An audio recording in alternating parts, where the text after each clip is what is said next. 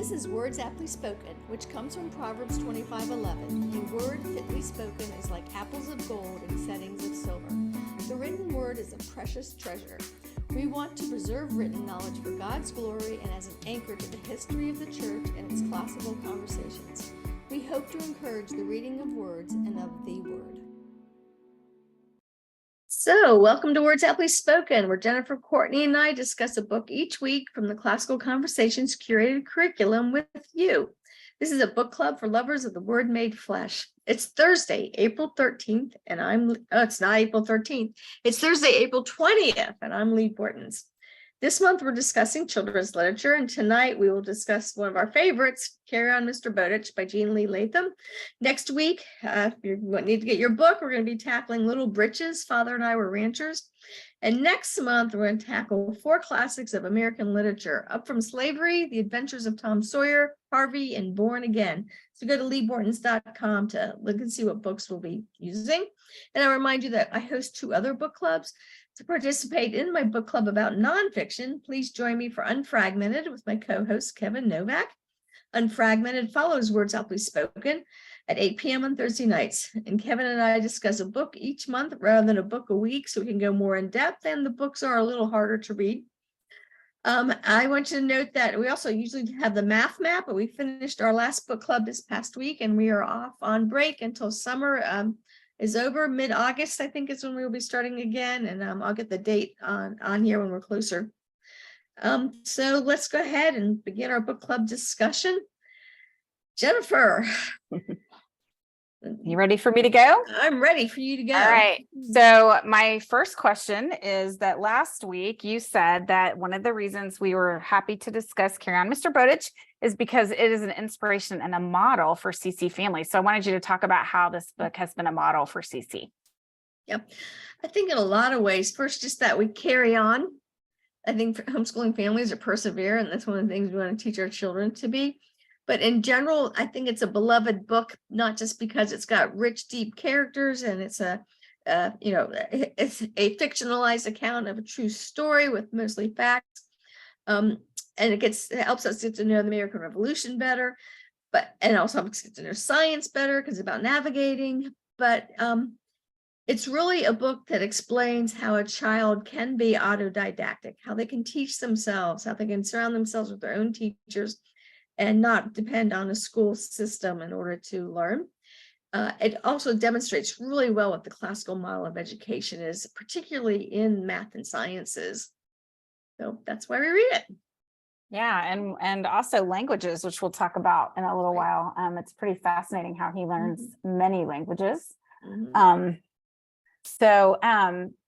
And I appreciated what you said too about being autodidactic or a self-teacher, because that's kind of a subgenre of children's literature. Is there are many, many, many models for us of people who, due to their circumstances, had to teach themselves, sometimes with very few books, but they definitely persevered. And so, we have lots of stories of American presidents who gave us that model, and also some of the books that we'll be reading in the American classics are people who were a bit autodidactic. So that's fun to. It's also interesting that he could be that way because he had access to a lot of private libraries. People were generous with their books, even though they were very expensive. Yes. And it's one of the fun things about this book is he has a library come into his life at the beginning, and then he's able to actually officially join it at the end when he's become prosperous. So we'll maybe talk about some of those things in his life that circled back around for him. And the library is one of them. So we've kind of been looking at the Freytag's pyramid. So I think probably Julie still has that for us. And we've been starting for the past few weeks with setting and character. So who are the characters and when and where do they live? Anybody can join in and answer us. Last week, we talked about this almost chronologically by going through the story, and that introduced the characters to us. Is there a way we should do it this week? Well, what I thought we would do this week, I thought we'd get the basics of where the story begins, when and roughly where. And then we can talk about the obstacles that Nat faced. So last week, we kind of talked about all the people that Amos encountered and either was helped by or helped himself. And this week we have sort of a series of obstacles throughout Nat's life that drive the plot of this story. So I thought we'd talk about that as a way of getting through the book. Mhm. That sound good? Yeah, one of the things that I just made me think about that's similar to Amos Fortune Freeman, but not quite the same, is again, this is a series of stories because it takes us through more than a single incident of coming of age. He's not, as old as Amos when the book ends, but he is Yeah. a grown man and he's gone through a series of experiences by the time the book is over. Yeah, it is sort of that same genre. So I can't remember if we talked about the German word for it last time, but the Bildungsroman, which I'm sure I butchered because I don't know German.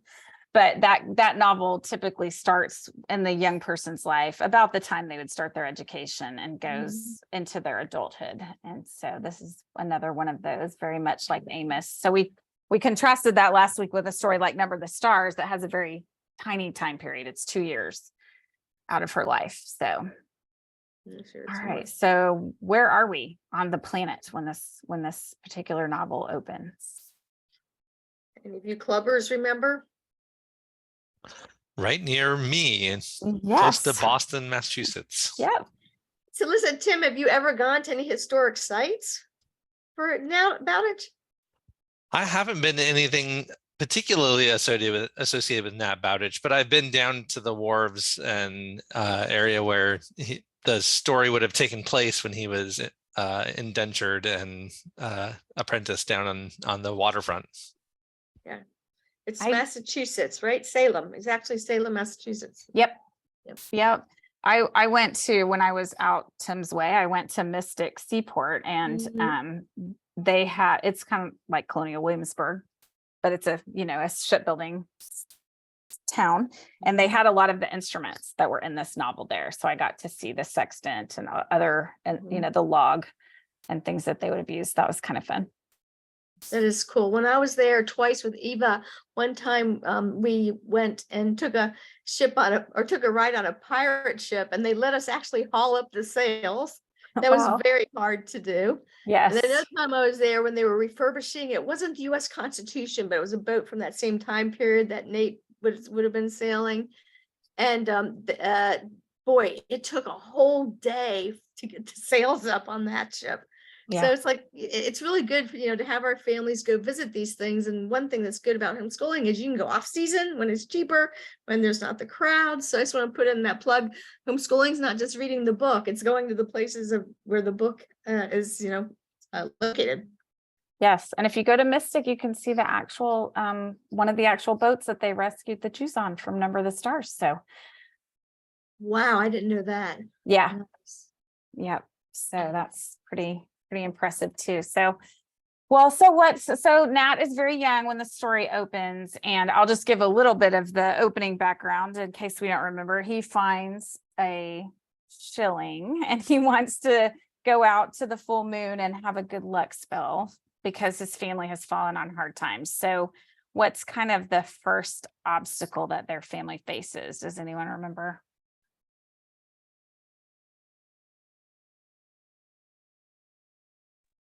His dad has his ship run aground, and he basically is considered to be bad luck. Yeah. And the grandma says it took the tech out of him. So it isn't just that he lost his ship, but he kind of lost his drive, I think. Yeah. His life was wrapped up in it. And, insurance was done really differently back then. So they would not have had the resources. That's, somebody only a little bit later, they figured out that system pretty early on how to protect, because ships went down to the bottom of the sea. Yeah. But at that point, it wasn't really sophisticated yet. So then I don't think rum helped at all either. Rum? His rum, his part, I can't think of the word, but yeah, he would drown his sorrows in rum. In his, in the jars. So that's another reason the book's so good, is children who can relate to it when they have either family problems or money problems. I mean, it's really a book for all ages. Yeah, it is. So then Nat takes his good luck shilling, and who remembers what he does with it? This to me is one of the most fascinating moments in the book. Little 8-year-old boy. Yeah. I Can you It's been so remember? long since I've read it. I don't remember. Do you remember, Michelle? Yeah, he bought an expectation Mhm. from Tom That's right. somebody, and Tom said he would give him 10% of his haul, only to find out that little Nat only had a shilling. Mhm. Yeah. And then that ship goes down. So Nat thought he was going to save his family from financial ruin with his little shilling. So then he goes on to school, and what's the next obstacle he faces? Anyone remember? It's a hard life for him. You remember, Michelle? What I happens think at you and school? Michelle have to go It's, through the it's me and details. Michelle. We're Yeah, like, good. I'm only going to get to a certain point because I've only reviewed up to a certain point. So That's then fine. you all are on your own. But he becomes indentured.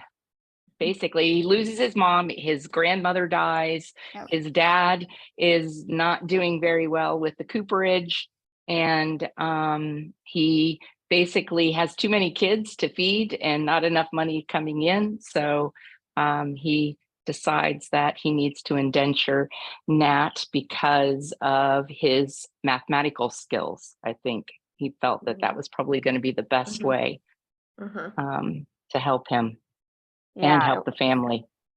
Yes, it's he's interesting. indentured to an accountant or to be a bookkeeper, right? For a Mhm. shipyard. Yeah, for a chandlery. So my husband and I were listening to part of this in the car, and it was new to my husband. He was like, "I'm sorry, can you pause that?" And I said, "Sure." And he goes, "Are you telling me that his father sold him into indentured servitude for 12 years?" I said, 9. I think 9 is actually the right number. He was 12. He was indentured to age 21, the age of majority for boys. And he goes, "Are you telling me that was legal?" And I thought, well, I mean, I've read this book many times. I assumed it was legal. So I went and looked it up, and I landed on a law. I was telling Lee, I landed on a legal document from Vermont that talked about indentures during the colonial times and how they did eventually. It kind of started off with people paying their passage over from England. So they would indenture themselves to get here.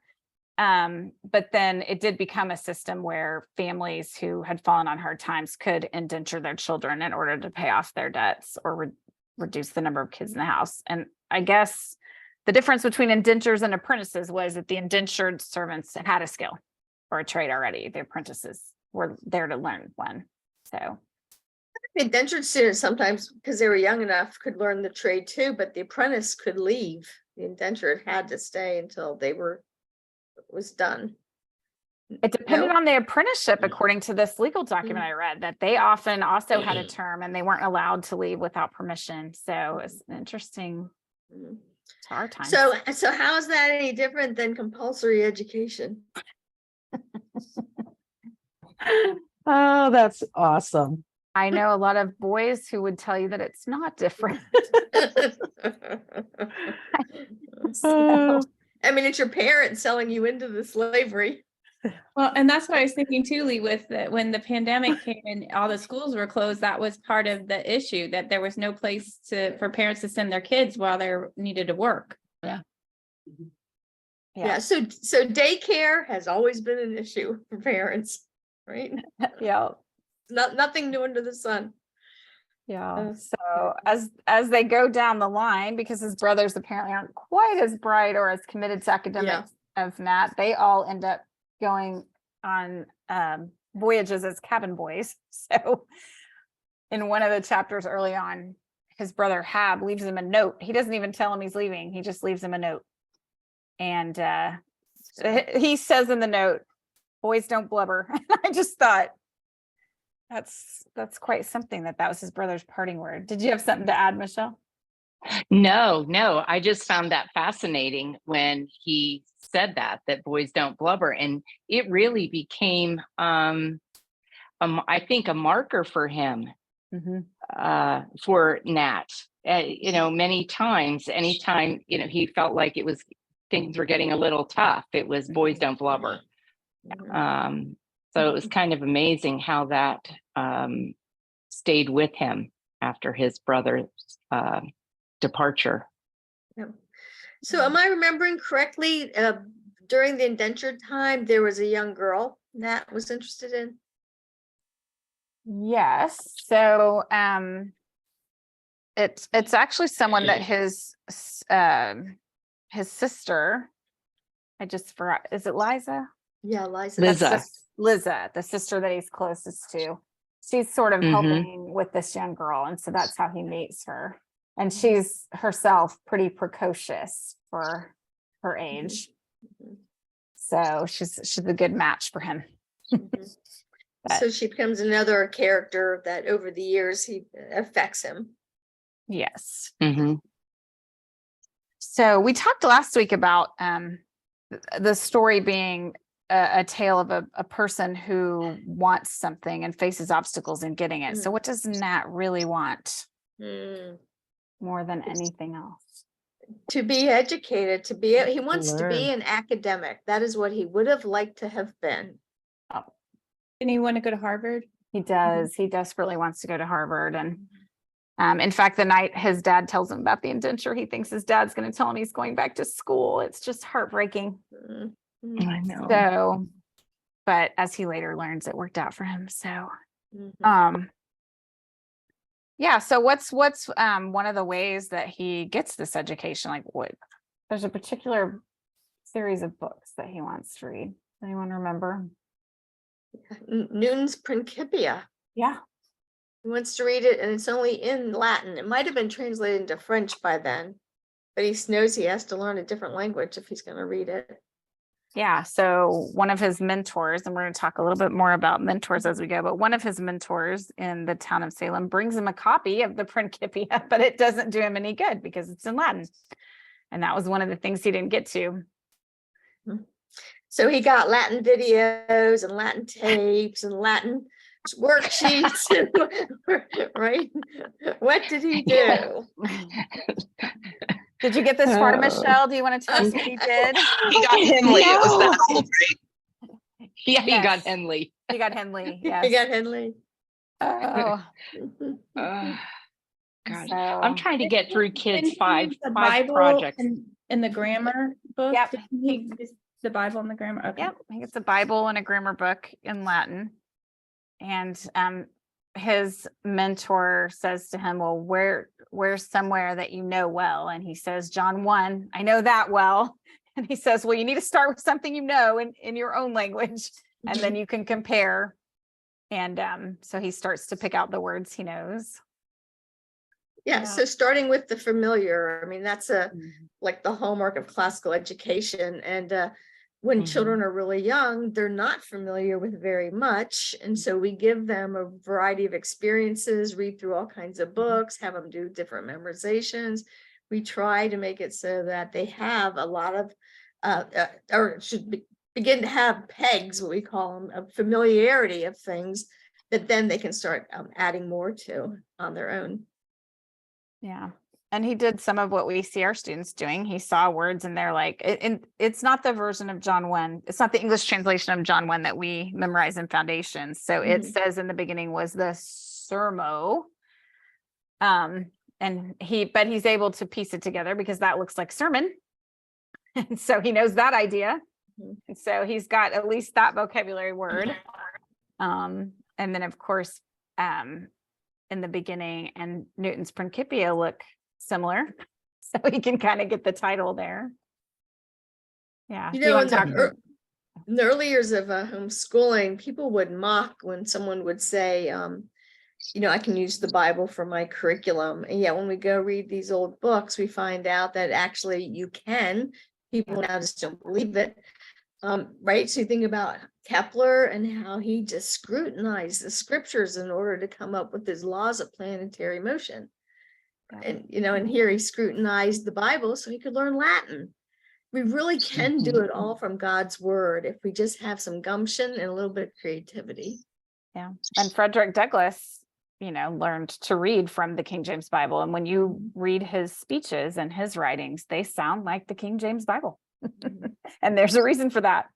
So Tim, you had a thought going on in the chat box. You want to elaborate on that? It's a learning by analogy, right? The comparison of two things, one known and one unknown, and you look to see what you know and how it compares to the other thing. And from that, you can derive new ideas. Yeah. Yep. That's, And one of the things that's interesting about him doing this, and he finally gets enough success to start to piece together the Principia, but he does say, he's honest and says, sometimes I get through 2 to 3 sentences in an evening out of my Bible or out of Newton, because it's not an easy go. But I had forgotten that he then employed that same method each time he wanted to learn another language. So he learns French for one of his voyages and Spanish for another voyage. And he dips his toe in the water of Portuguese, but every time he follows his original pattern and gets a Bible in that language and a grammar, and he goes right to John 1 again. So now he can compare it in all these languages. sure. So do you think maybe we get, not just we don't have the vision that people without a lot of resources would have, like Nate did, he used what he had. But do you think that we're not satisfied with what I call milking the cow, doing a couple sentences a day, doing a couple of math problems a day, writing a paragraph every day, because we think education ends? I do wonder that. I mean, so I'm tutoring challenge 3 this year, and they keep saying, some of them are actually, I'm graduating, and they'll say, oh, my education is over. And I just look at them and go, no, it's beginning. Why do you think we call it commencement? Yeah. So I've been sharing examples with them that I hope will inspire them. I have been trying to behave like Mr. Bowditch, and I've been taking my Latin Bible to church every week and trying to copy verses and piece them together as the pastor's reading them aloud. And my pastor usually is very kind to me because he is a very deliberate thinker. And so he usually preaches on 1 to 2 verses a week. And then this Sunday he did 14 verses of James. And I was like, if you only knew what I was sitting here doing, you would know how unkind that was.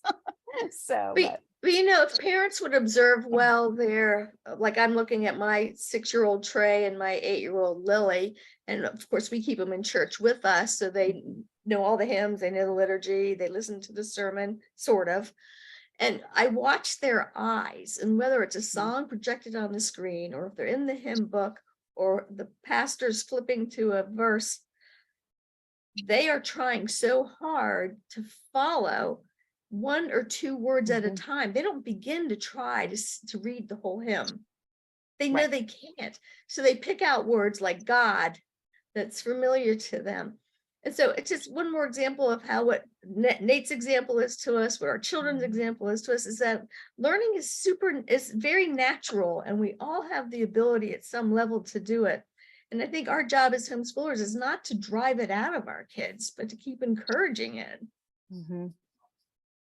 Yeah, and that, because Nat has lost his parents, that's really where the mentors come in. He has a number of mentors who really are around his whole life, who continue to encourage him in learning. They can't be with him every day, but they continue to keep that excitement alive for him too, as well as his own satisfaction with learning. He has people in his life who are encouraging him. And as you said, they give him you were supposed to have to pay £50 for an annual subscription to the library, but they're so impressed by young Mr. Bowditch that they give him a free membership at first until he can afford to be a real member. And today, what child, when they go to an adult and ask for help, is told no? It's still the same. Yeah. So. Yeah. Okay, so tell us who these mentors are. It sounds like we're leaping ahead now. We set up the scene. So one of them is the young man the young teacher who teaches in bookkeeping. He is a helper to Nate. One of them is the local minister, and one is the town doctor. So pretty much everyone who has an education chips in to help him get his education that he wanted so badly. And the doctor remains, because the doctor lived a long time, the town doctor, he really became a lifelong friend and mentor. So, that was Dr. Bentley, wasn't it? yes. Yeah. Okay. he teaches him all kinds of things besides giving him Newton's Principia. He eventually teaches him how to set a broken leg so that when he captains his own ship, he can doctor the men as well as knowing how to navigate the ship, which I had forgotten until I reread it this time. Well, if you read anything from 1950s and earlier, is all the mothers knew how to set a leg and how to stitch up a kid. That was just common knowledge because you were doing it for your sheep and your cattle and things like that too. So you got practice on non-humans. Yeah, So that's a a lost skill for. I don't know how to set a leg, but I have stitched up a kid. Oh, that sounds like a good story, although it's probably out of context of this evening's. But that would. I think now we just use, don't we just use super glue yes. for the most part? That I have done. I have super glued a kid back together. Yes. So, But these are important to say because when people go and they read like an older book and they don't have a lot of context for what they've just read, they can go, oh, that was great. That's that child's life. We could never have a life like that. And our life won't be exactly the same, but we can keep our eye out for things that are, like Tim said, analogies and, compare things and say, yeah, the Lord's right here, and we can raise children as curious as Nate was. Or do you say Nat? I think it was Nat or Nate Bowditch. I don't know. I've always said Nat. I don't know the answer to your question. Mm-hmm. It's interesting to think about too. We think of this as like old fashioned or not progressive, but when you read about what these boys do in some of these books, it's like they could do way more than I can do right now, and yet we've progressed so far, where it's just kind of silly. It's kind of silly, and I'm so glad that our children are exposed to these readers in a context where they can actually have that conversation and say, I want to be able to set a leg, and the kids go break their brother's leg and then want to set it, It's probably not a good thing, but no, I can see him say, I'm going to break your leg, but it'll be okay. It'll be okay. I know how to set it. I'll fix it too.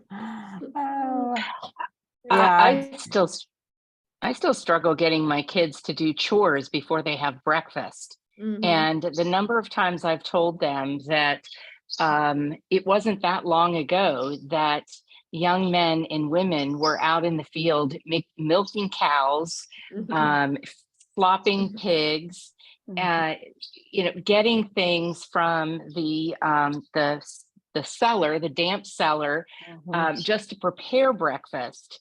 And you mean to tell me you can't just run the sweeper through the house real quick? When we mainly have hardwood floors and hard surfaces, it's like, doesn't take a lot. No. Yeah, one of the things that it was really, really fun to listen to this with my husband because it was all so fresh to him. It was like reading it with one of the children. It's really fun. And he came to dinner one night and he told the kids, he said, I got to tell you, there's something wrong with our culture. We throw around this idea of, oh, that person is a hero. We're so proud of you. And he goes, let me tell you, this was a man who actually was a hero and of whom we should say we are so proud of you. He goes, we're being a little careless flinging that around nowadays. That's true. So, okay, so you really wanted to talk about these mentors. Was there more that you wanted to say about them? So I do. Do you want to do your book club ad first? I think it's about the moment where you do your ad. Okay, so I'm getting lazy about my ads. Do you want me to read it? No, I'm going to find it. Here it is.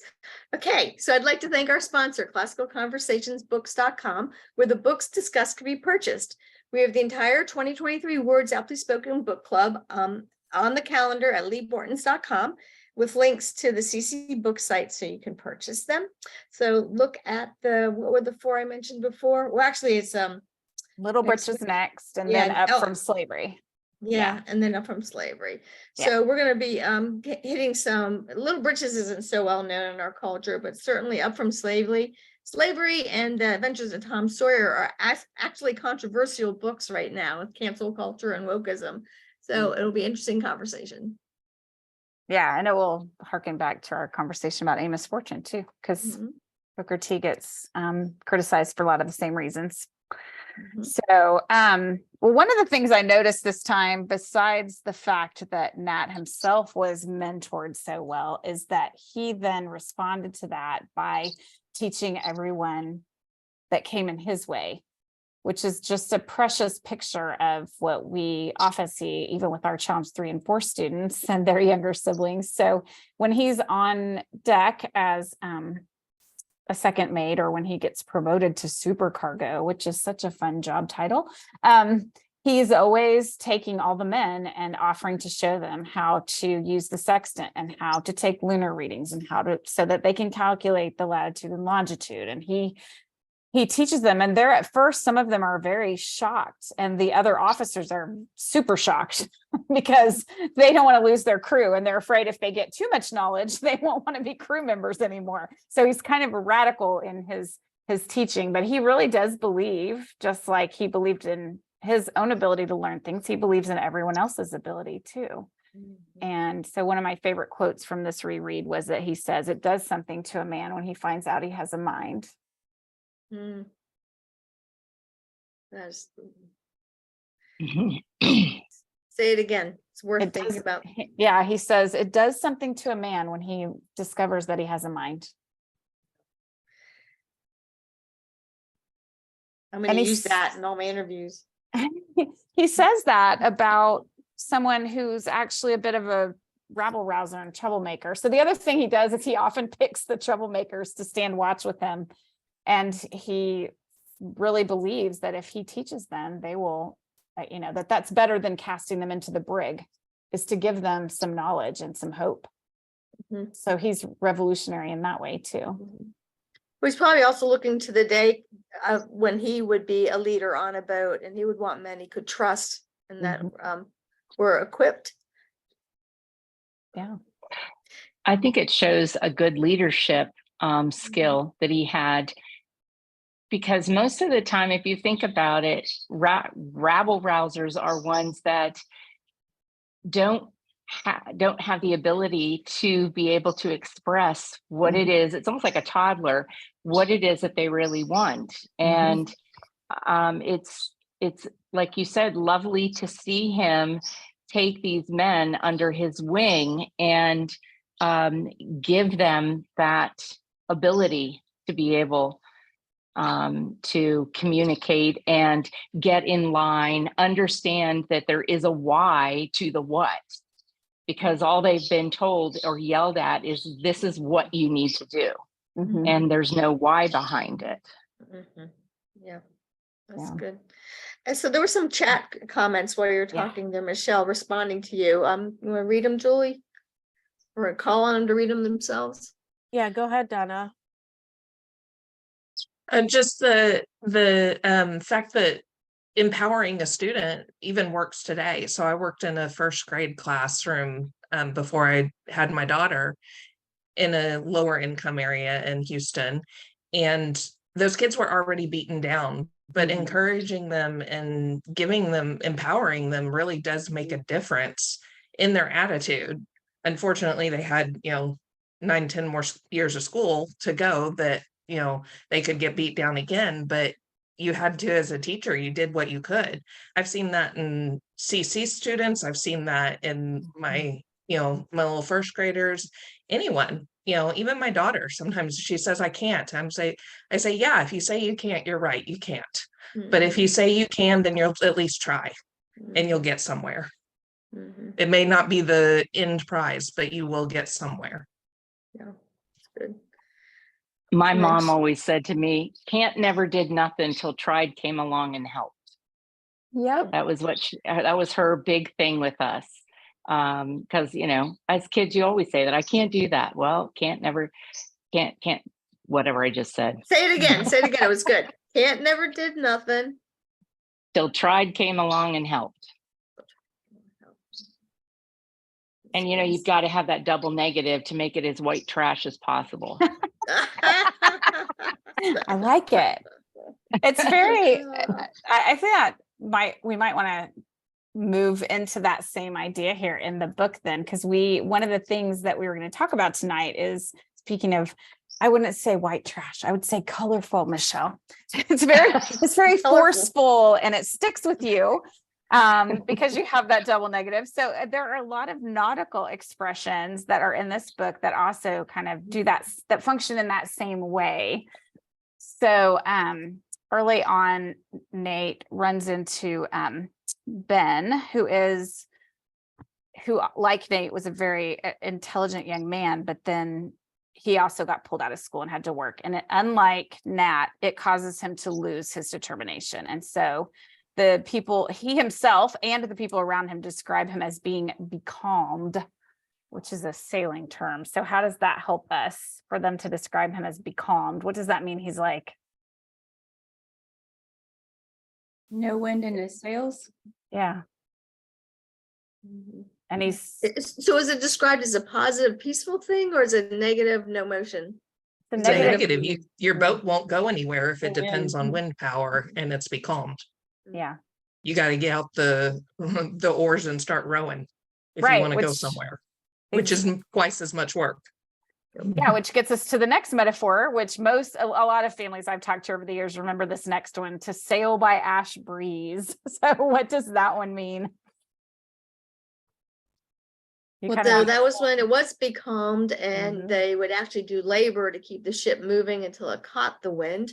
I was actually listening to something that tried to describe it, and the way they were describing it wasn't what I remember from the book. So did they describe it in the book how they would? Because I thought the ash breeze was called ash because it meant they used the oars, and this was That is saying what there they was a say way in the book. that is. That is what they say in the book. Yeah. It's the Yeah, oars. because I was watching this video about this book, and they were saying that actually it was the anchor, and there was a process where they would take the anchor to the back of the boat or the front of the boat, Mhm. throw it in, pull, then when it was totally behind it, they'd pull the anchor up and do it all over again. Because I- not They every did. boat, huh? They Mhm. did. That's how he described it in the book. Okay. So I think, is it a both and, or is it, I was thinking that was the sort of a second way they described. Well, His- the thing well, is, his- most of the boats he would have been in weren't warships, which Mhm. might have had oars sticking out, but your Mhm. average sailboat wasn't going to have those. Yeah. So I was just trying to picture what happened. Yep. Okay. Yeah, well, it says the caps lean on the capstan bars. So he said they'll carry out anchors and heave them over, and the crew will lean on the capstan bars and drag the ship up to where the anchors are heaved over. So it's, yeah. Yeah. So they had another saying, I think, anchor to windward, that kind of described that process, that it's your Yes. last. And they use that as an expression for your last hope, which I just really thought that's a really forceful image, throwing the anchor and dragging the ship. windward. Yeah. And then the last one I noticed, I'm sure there were many more, was this idea of swallowing the anchor. They would say he swallowed the anchor. Does anyone remember seeing that one? I don't remember it. That one Mm-mm. was their expression of you lost your appetite for doing something. So if someone could no longer stomach going to sea, they would say he swallowed the anchor. But then they began to use it for non-sailors too. Mhm. But yeah, I can imagine getting tired of going to sea. Actually, admire him for wanting to go to sea as much as he did. he keeps on going and going, doesn't he? I So love it. So one of the ways that the book circles around, so it starts off with him as a young man really wanting to go to Harvard, and who remembers how his wish is finally granted? Does anyone remember how it circles back around? So he gets like an honorary degree or something because of He all the does. books he's written. Yeah, and what's interesting is he gets that honorary degree when he's becalmed. He was supposed to be on a voyage when they were having commencement, but the ship is becalmed, so he decides to go to commencement. And then gets it. Yeah. That is so cool. Yeah. So Lee, you talked early on about this way of science and math. So do you want to talk a little bit about his real life contribution to? Yeah. So if you go to the U.S. Naval Academy in Annapolis today, they have monuments and documents talking about him. And his books they have been updated, right? We do have more accurate data now because of computers and things, but they're accurate enough that they still use as instruction manuals at the Naval Academy, and they're carried on most ships. So, well, let's see, it was 1802 was when he wrote his first book of navigational measurements around the globe. What years is now? 2023. So how many years would that be? 221 years. Did I calculate that right? So for 221 years, we've been using his book. And it makes me think about Euclid's 4 books on mathematical propositions and how they were used for 2,000 years. So I wonder, you know, in another 108 or 1800 more years, will people still have Nate's books around? Well, and one of the funny scenes in the book is that, so he does eventually marry the little girl that you asked me about, Elizabeth. She's not a girl when they marry. Well, she is by our standards, but yeah. But she dies of consumption. And so he marries her cousin Polly, and Polly is also a really good match for him. And she's all excited to think that he's corrected 8,000 errors in the British navigating book. That's a lot of errors. If you're keeping count, that's a lot. And but so she says, well, now we'll be able to get to sell this around the world, and then there won't be any more shipwrecks. And he says, oh, no Englishman will ever think that something that comes from America is worth his time. And then shortly after, they receive a notice that the publisher in England has ordered, I don't know, 1,000 copies or something, because word has gotten around that it's so accurate. That's really good. Yeah. So something that, like, just some context of the time frame that we live in. My father-in-law was an engineer, and he was old enough that he actually had, if you can imagine that Saxon Algebra 1 book, it was that size of a book, and it was the trig tables that engineers needed to use, and he carried that book around with him. He had a lot of it memorized, and it was tiny print with all of these trigonomic ratios out to 6 digits. Yeah. And so whenever we were first reading Nate's book, I had that book and I brought it out to show the boys, to say, look, this is your grandfather's. You don't have to go the whole way back to 200 years ago to know that people used books well, and that they didn't have to use the calculators. Now, my father-in-law was very happy when the calculator came around, because that was a lot to memorize, right? So you can, maybe talk to your grandfathers, as you're listening, or great grandfathers if they're still alive, and ask them about the kind of books they use in their work or in their school years, and your grandmas too. Yeah. And I'm glad you mentioned that, because in one of the scenes where he's mentoring the sailors who are the least educated ones he has come across, he says, well, he says, I really want to, it's Lupe. He says, I really want to learn. And Nat says, well, what can you do with numbers? And he pulls out his fingers and says, I can add and I can take away. And I had this moment of just really being able to picture the look on Nat's face, because he must be thinking, what am I going to do with this? With this guy. And so he makes log tables for him, so that all he has to do is add and subtract. And then he teaches them how to use the tables. So it's really a precious act of loving your neighbor. Mm-hmm. I'm curious, have any of you ever used a sextant? I haven't. I am not. No, I haven't either. Yeah, that would be something to bring into the science curriculum, for maybe if you have a foundations project or something around it. Navigating by the stars. Yeah. Okay, well, we're out of time, but Downa's going to end us with saying, as Plato points out in Meno, teaching is helping the student take what they know and growing that. Wow, if more homeschoolers, more parents could just embrace that idea, I think they'd be a lot less frustrated. So thanks, Donna, and thanks, Jennifer. And I just really appreciate what you did. Is there any last words there, Jennifer, before we sign off? I think the last words from Donna were a great way to end. Good. All right, we'll see you all next week, where we get to read Little Britches, and hopefully we'll cry a little bit. I love that book. Bye. Sounds good. All right. I love it bye. too. Bye. Thank you.